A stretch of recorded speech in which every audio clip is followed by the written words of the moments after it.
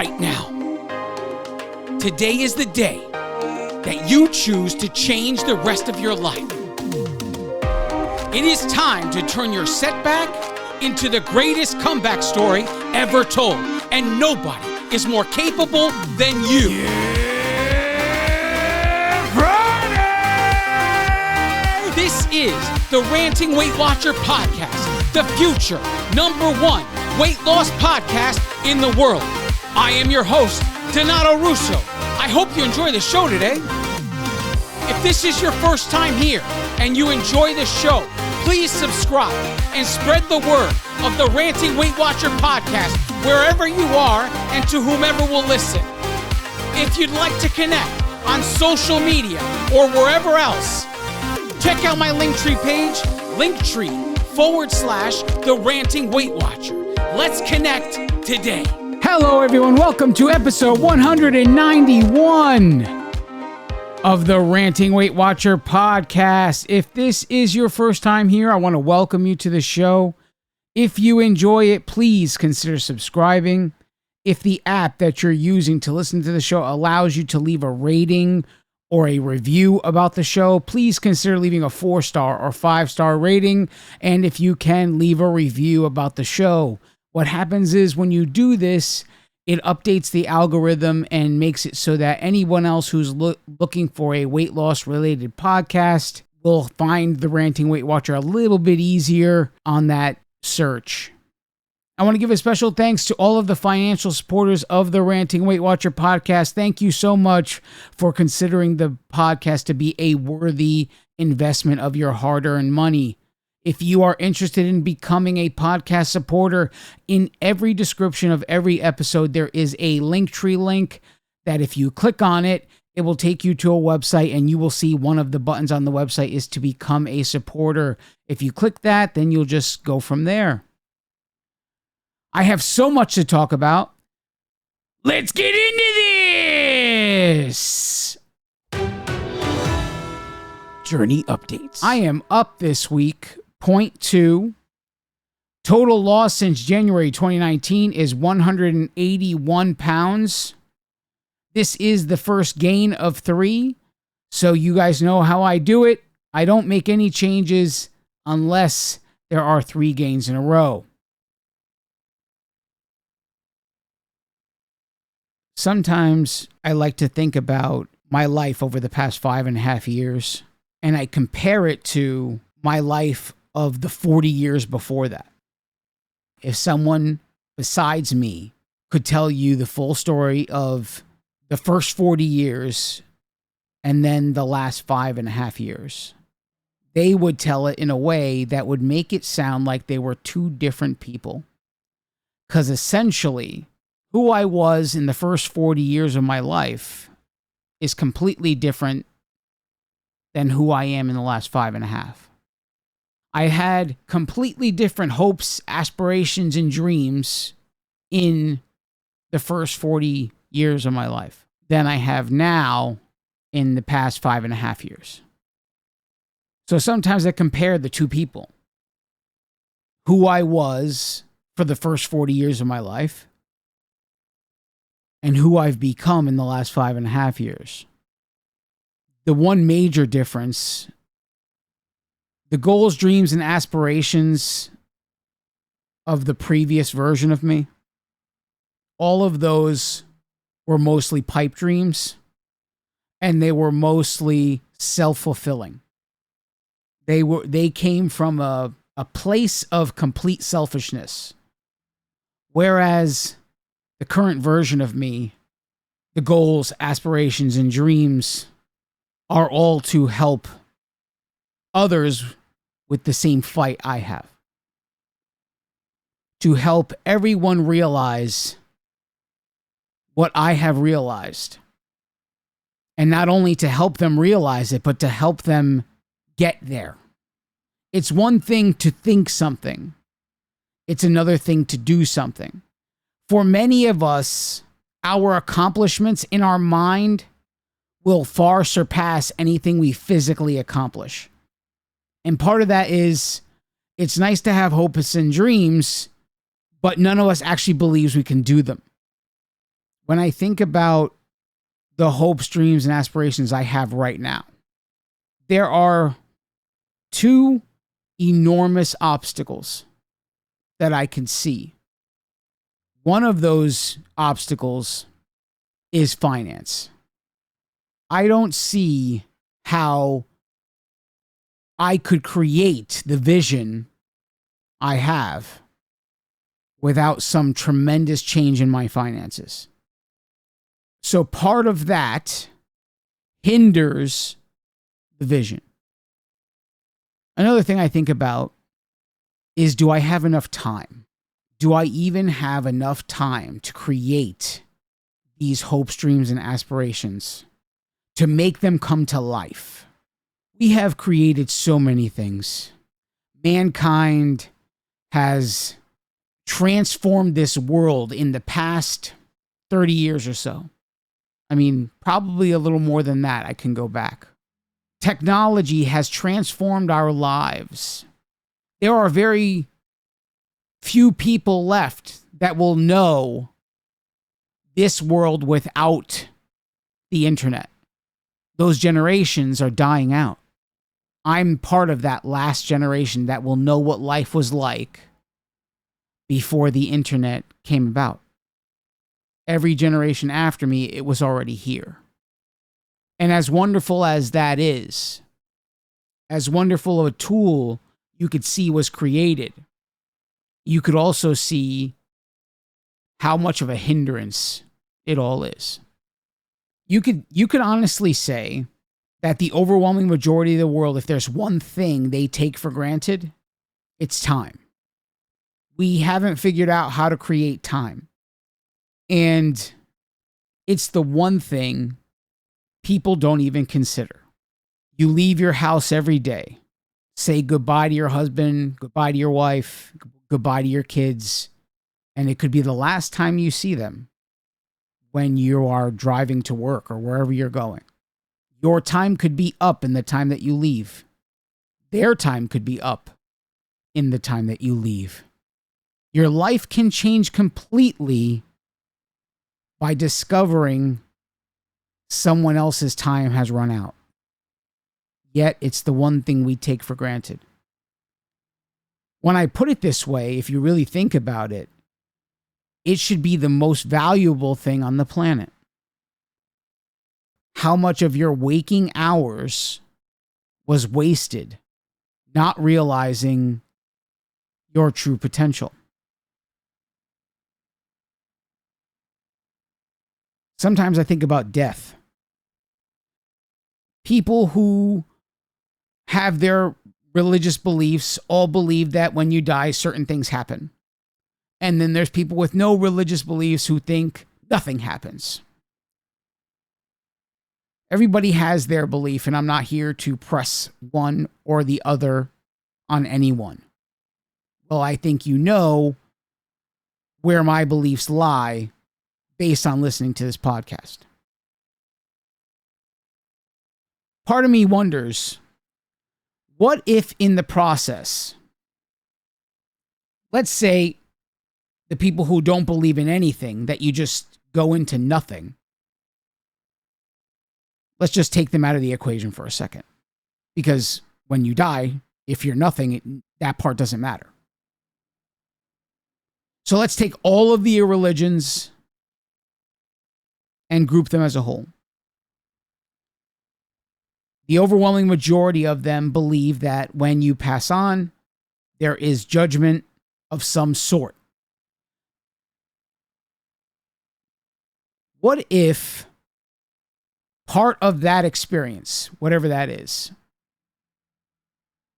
you meet who you were supposed to become? I mean, the best version of yourself.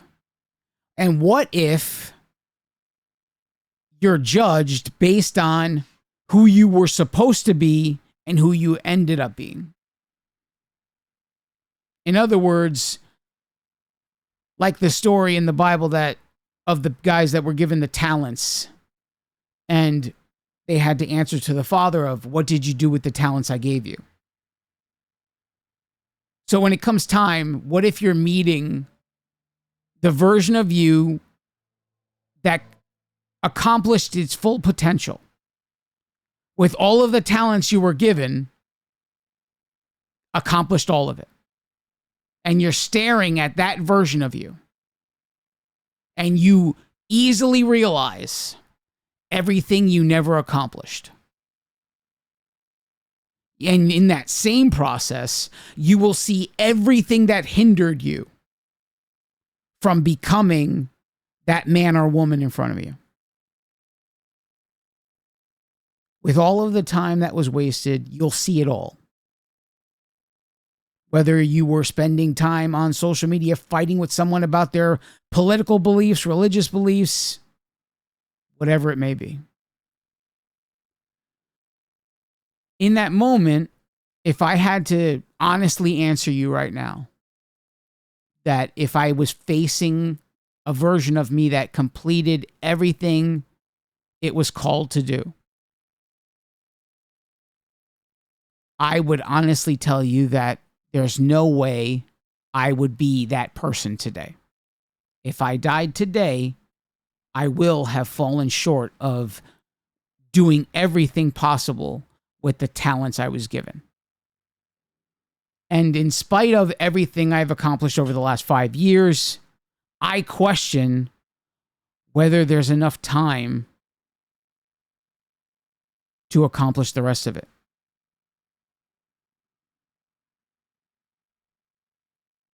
Not my typical podcast today, but deep thought. If I really think about it, the reason I'm in this mental space is because of a walk I took on Sunday. As I walked, I was listening to a song. And if you follow me on Connect or Facebook, you probably saw the video already. But recently, I had discovered a song that had come out in, say, the 90s or so. Was written in tribute to a movie that came out in the 80s and a book that was written way, way, way before then. The book is The Never-Ending Story. I'm not even sure when it was written off the top of my head. But the movie came out in the 80s, and the song tribute to it came out in the 90s. I recently found this out in 2024. So I had become a little obsessed with the song and wondering, how did I not see it? Because now it just seems so obvious that this song was a tribute to that movie and that book. As I was listening to it during my walk, I naturally walk to the pace of a song without trying. It just kind of happens. And I'm sure that most people do that. That's not just unique to me.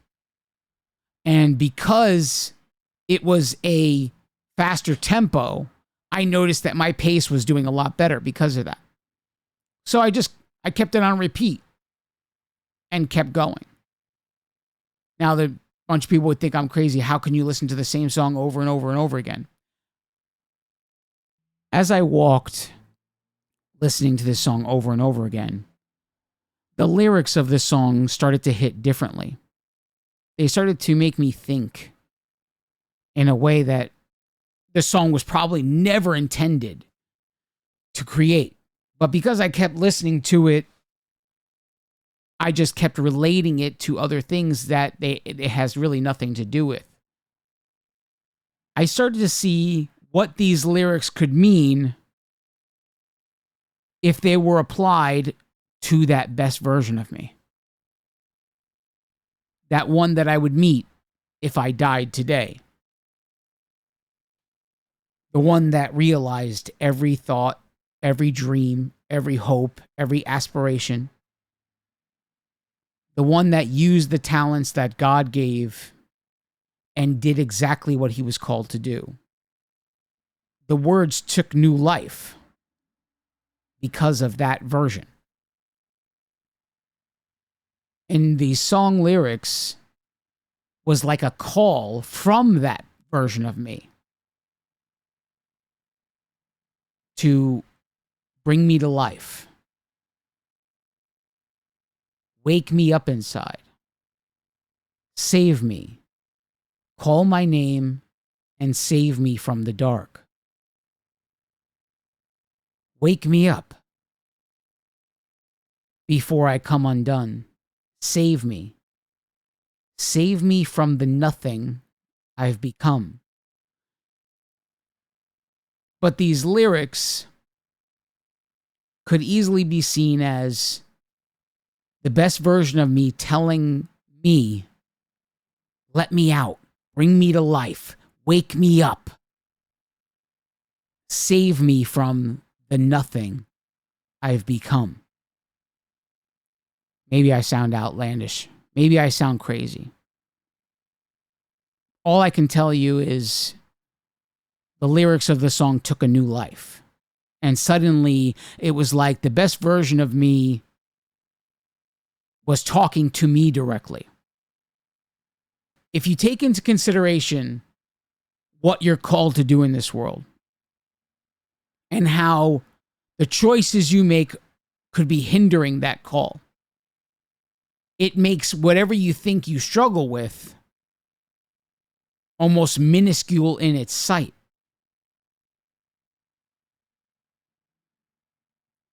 And now for all of those that actually believe in something, they believe in a religion, they believe that there's some form of afterlife.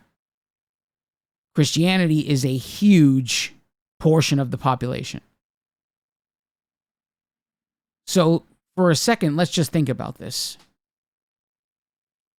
I don't know that I know a single Christian that if the devil showed up on their doorstep, they wouldn't put on the armor of God and get ready for a fight. And the strong warrior would come to fight. But if I'm thinking like the devil for a second, why do I have to bother with you?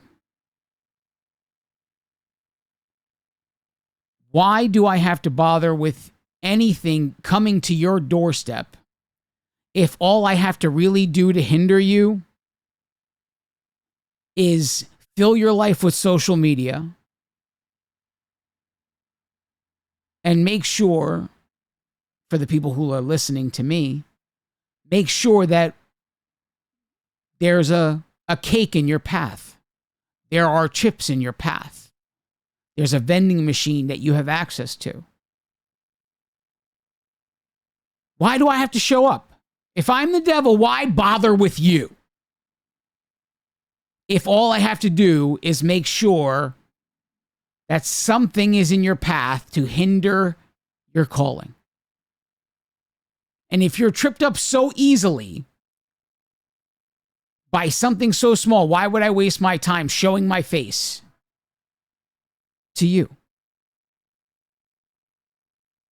I essentially accomplished the same task by throwing you off a little bit. And it would be easier to accomplish than showing up and showing you my face. The world seems to think that one day he's just going to show up and you're going to be ready for a spiritual battle. Why does he need to? If all he has to do is make sure somebody brings cupcakes to work. Why does he need to? If all he has to do is make sure a coworker brings bagels, brings some sort of junk food. Make sure that when you go to the vending machine, 2 bags of chips pops out instead of 1. Why? Why would I bother if I knew this is all I had to do to stop you? Why would I bother showing my face if all I had to do was make you a little emotional and you would go on a binge eating spree because you were emotionally eating? Sometimes I think, what if every time we gave into something that we struggle with? What if it meant a little less time on the planet to do what we were called to do? Specifically in regards to what we struggle with eating. What if every time we struggled so much and we turned to those things, what if we are taking away from the days? I mean, if we are deteriorating our own health, isn't it our fault in the end? I mean, people love to blame the devil for a whole bunch of things. But in the end, he could bring you to the edge of the cliff. But it's going to be you that jumps. He can bring all of the stuff you struggle with and put it all in the same room. But it's going to be up to you to put in your mouth. We're going to take a break. Don't go anywhere. I now present to you the Ranting Weight Watcher Accountability Creed. If you choose this day to say this creed, you are accountable to me, the author. You are also accountable to all of those before you who have taken the creed, and all of those after you who will take the creed. But most of all, you are accountable to yourself. Now recite with me the Accountability Creed.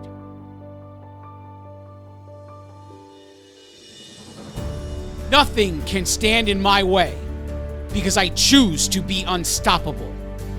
My challenges crumble in my presence because I choose strength when I am weak. My insecurities have no power over my life because I choose confidence in the face of fear. I own every last one of my mistakes because I choose growth over mediocrity. The mirror and the scale are powerless because I move forward in spite of the result. Circumstances are not obstacles because I see solutions instead of problems. The demons of my past can no longer torment me because I choose to renew my mind daily. All things are possible as long as I believe, because if God is for me, who can be against me? This is the creed I declare each day. It is about what I do, not what I say. I will learn the work that needs to be done. I will never stop, even when I've won. I will work consistently, no matter the cost. I refuse to believe that all hope is lost. I will work when I want to. I will work when I don't. I will work when they are cheering. I will work when they won't. I will work when it's easy. I will work when it's hard. The atonements that I've made are made with no regard. I will work when it's cold. I will work when it's hot, because choices have consequences, justified or not. When I think I know it all, I will start back at one, because regardless of what I think, the work is never done.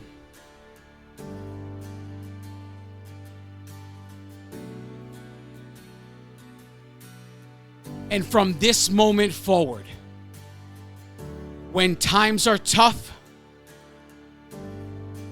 I choose to believe that I am enough.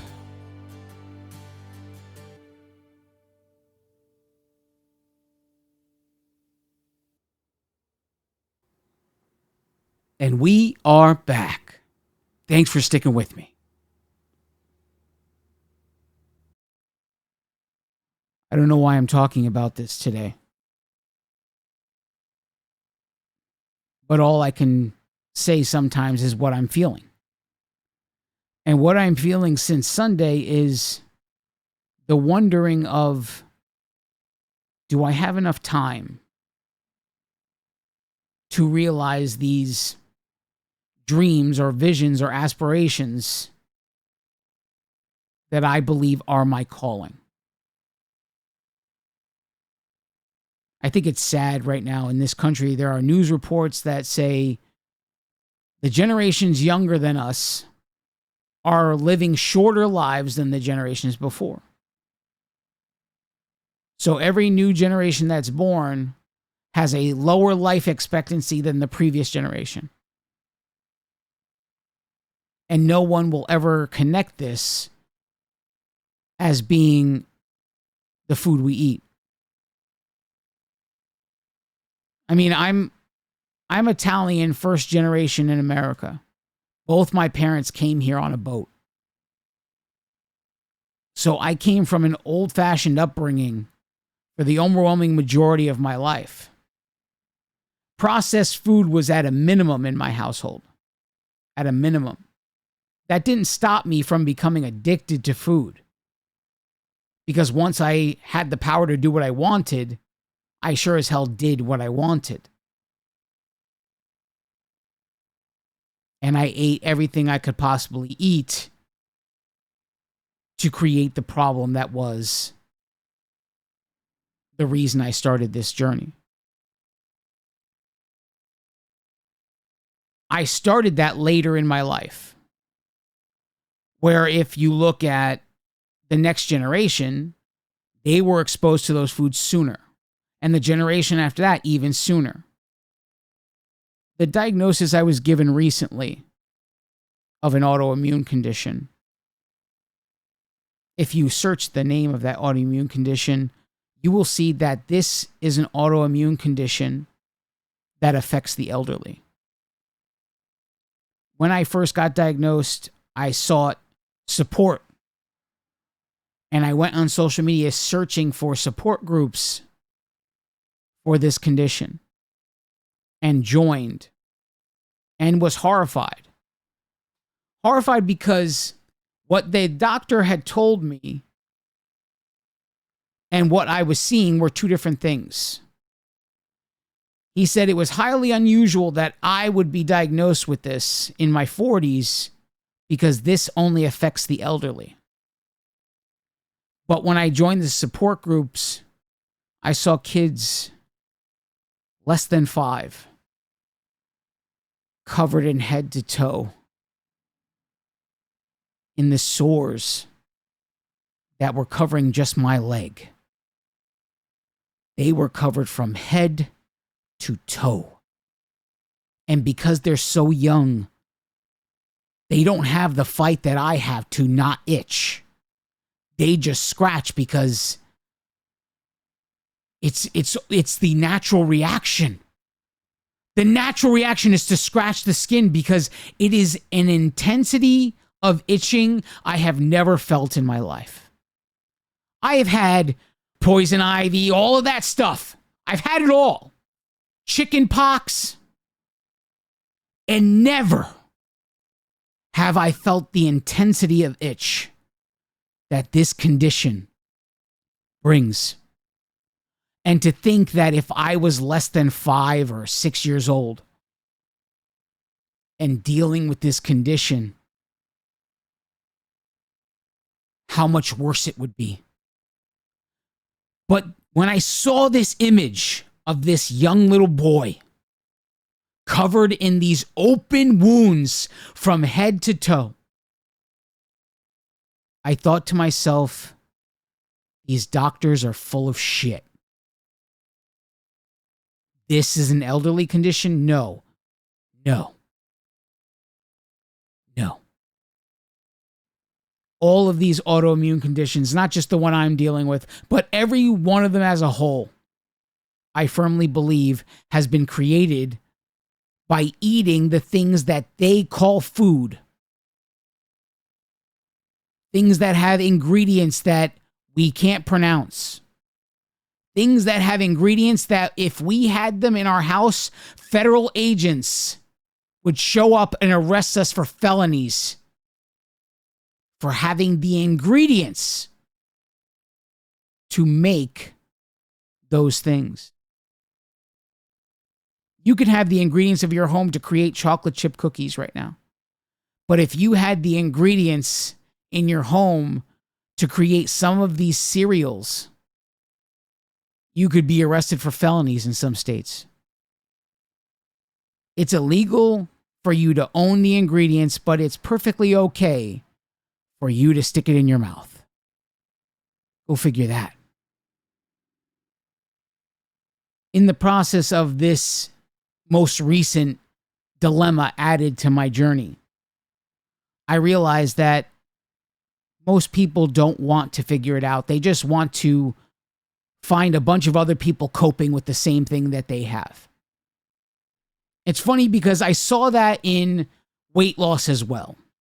It's not just this medical condition, it's in weight loss. There are so many people in this world that love the idea of becoming healthy, but really all they're looking to do is find a bunch of people that also love the idea so they could all sit in a room together and never actually fix it.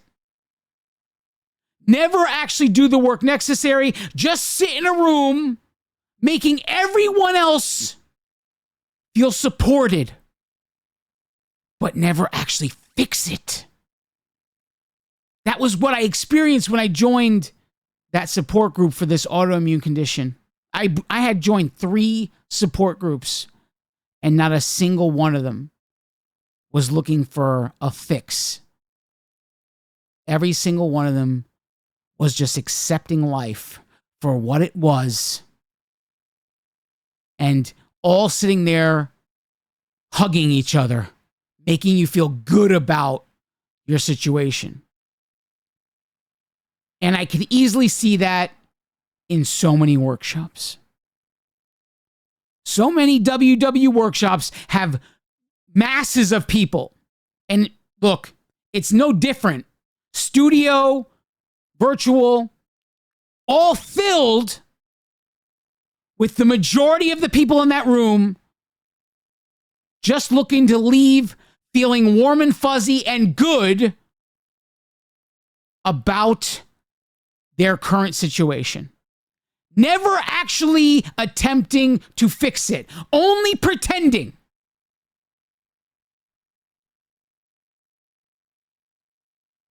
I could see the same exact behavior in churches, especially Christianity. I'm not going to speak for religions that I am not a part of, but I can speak for Christianity. Christianity as a whole has become a global corporation.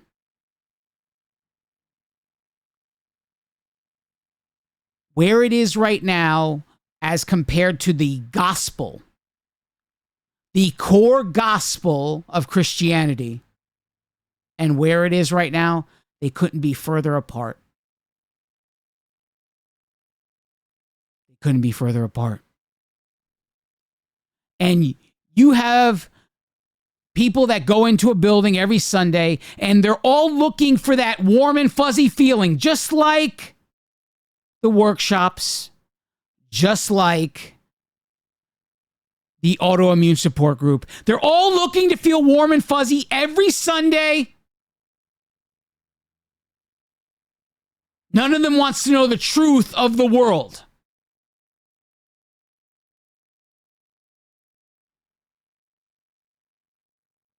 Nothing is as it used to be. Nothing.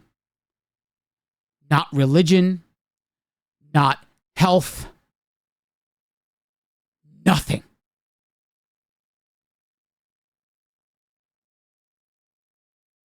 Everybody wonders why the world is falling apart, but none of them will look within to see how the leadership, if you look at the pyramid, the hierarchy, if we take every denomination of Christianity and we look at the top of every single one of them, and we go from the top down, is it any wonder why we are so far from the true gospel? Is it any wonder? If we all died today and met the best version of ourselves, the one that did everything he or she was supposed to do, where would we be? Where would we be in that area?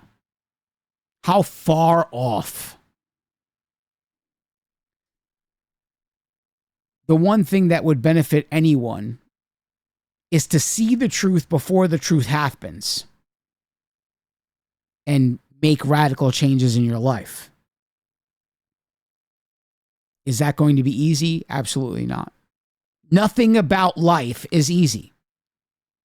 Nothing. Whether you're looking at it from a religious aspect, from a health aspect, from a personal growth aspect, none of it is easy. And anybody who told you it was a fool.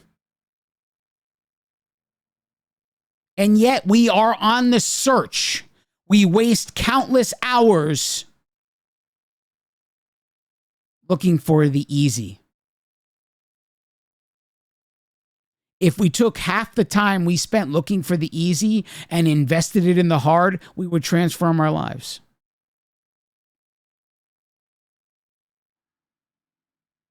So you're listening to me today, and I'm telling you that in order to fix the whole world, you have to be healthy enough to do it. You can't fight the devil if you aren't healthy enough to fight for your own life. Everything is designed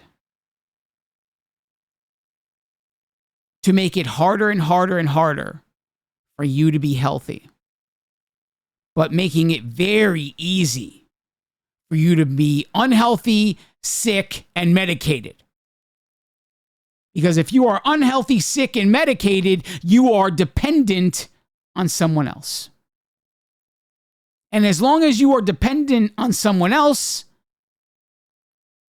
you have to do what they say, even if it goes against your beliefs. That's why I say nothing changes in this world until you even take control of your own life.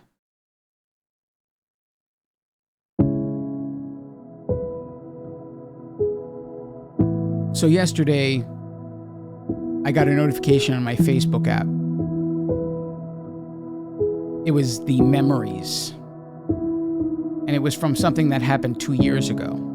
So for the hell of it, I decided to look at it. And it was a walk video. So I decided to play it. And it happened that I recorded this walk video the day after I hit the 150-pound milestone, after fighting for it for so long. And the expression of gratitude and reflection in that moment.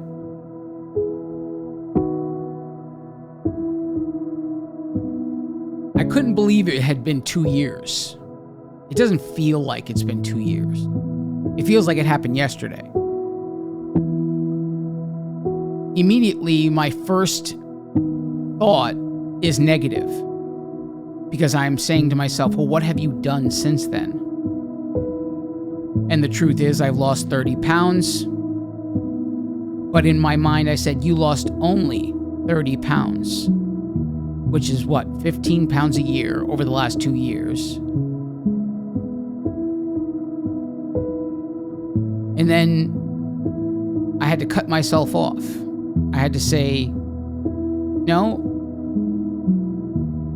this is not a thought I'm going to entertain. I'm always telling you guys that you can choose to look at something any particular perspective you wish to choose it. The thought could come into your brain that's negative, but it's your choice to entertain it.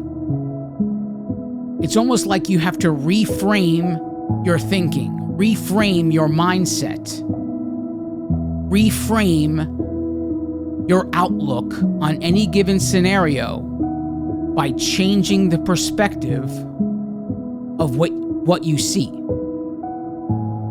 So instead of saying I lost only 30 pounds, I could say I lost an additional 30 pounds, and I proved that I have a discipline to keep a 150-pound milestone for 2 years. This journey, it has taught me so much. And it has taught me a bunch of things, but one thing in particular it taught me I never saw coming. You see, in all of this, as you go through the fire to become the best version of you, there's a lot of things you do that are uncomfortable. But there are things you realize in the process. You realize that motivation is temporary, inspiration is temporary, and really the only thing that gets you anywhere is your consistent effort to do what is required regardless of the situation. To wake up day in, day out, and to do what needs to be done regardless of how many excuses you have not to do it. That's the key. Because in the process of doing that consistently day after day, you're going through the fire of life, but you're creating the person that has the discipline to keep whatever they create. So creating the 150-pound milestone, that's just one part of it. Having the discipline to keep it, that's another one entirely. But the one thing that this journey has taught me that I never foresaw coming was all of the work and effort involved to become healthy can literally be translated without question to living a life dedicated to Christ. All of the discipline, all of the consistent effort is the same thing required to have a healthy relationship with Christ. I did not foresee that lesson when I started this. And yet, there has been a scripture in the Bible my entire life, Matthew 16, 24 and 25.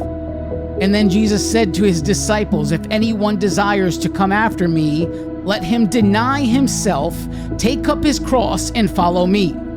For whoever desires to save his life will lose it, and whoever desires to lose his life for my sake will find it. That scripture is kind of coming to life all around me.